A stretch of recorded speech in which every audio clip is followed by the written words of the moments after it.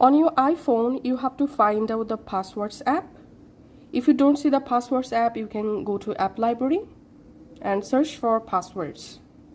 Now open the Passwords app after verifying your Face ID. In here, you have to tap on Search and search for Google. And here you will find all your saved Google account credentials. So just select the Google account you want to see password.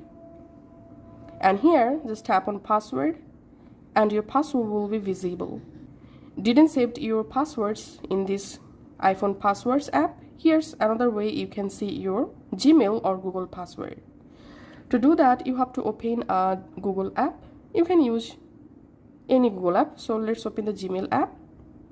In here, make sure you have signed into the exact account in which account you have saved your Google or Gmail account password. Now tap on Manage your Google account. In here, you have to scroll down and tap on Security and Sign In. Now scroll down all the way to the bottom and tap on Password Manager.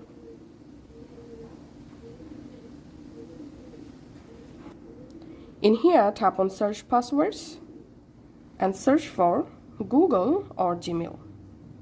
Now open google.com.